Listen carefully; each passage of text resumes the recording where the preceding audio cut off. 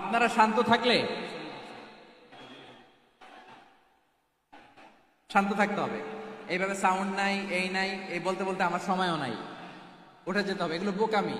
এই বিভাগীয় প্রোগ্রামগুলোতে যাই, চিৎকার চেঁচামেচি করে তোমরা আসো, সময় শেষ, আমাকে উঠে যেতে হয়। আমরা তো বঞ্চিত হলাম। গুরুত্বপূর্ণ অনেক কথা শোনাবো তোমাদের, অনেক। প্রিয় ভাইরা, আপনারা শান্ত হয়ে বসুন, শান্ত হয়ে।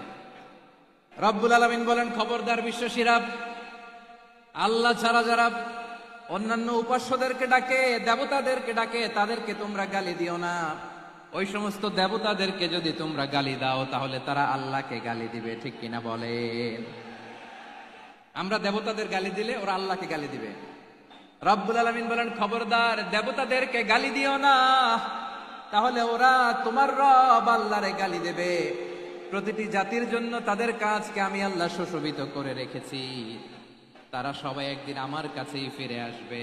এরপর আমি রব্বুল আলামিন তাদের আমলনামা তাদেরকে জানিয়ে দেব। সুবহানাল্লাহ পড়ে। প্রিয় ভাইয়েরা, আল্লাহ তাআলা বলেছেন, খবরদার গালি দিও না।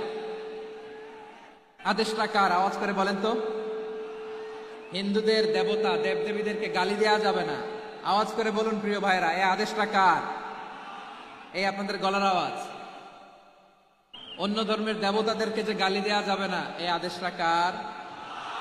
আরো জোরে বলুন, কার? গালি দিবেন কোন দেবতাকে?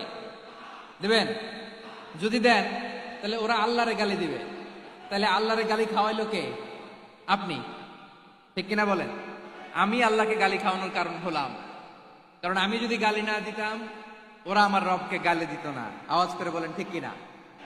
তাহলে প্রিয় ভাইয়েরা, ইসলাম আমাদেরকে শিখায়, সূরাতুল আনআমের 108 নম্বর আয়াত থেকে আমরা বুঝলাম, কোন ধর্মকে ছোট করা যাবে না। অন্য ধর্মকে ছোট করা মানে ইসলামকে ছোট করা। অন্য ধর্মের দেবতাকে গালি দেওয়া মানে আল্লাহকে গালি খাওয়ানো। আওয়াজ করে বলেন ঠিক কিনা?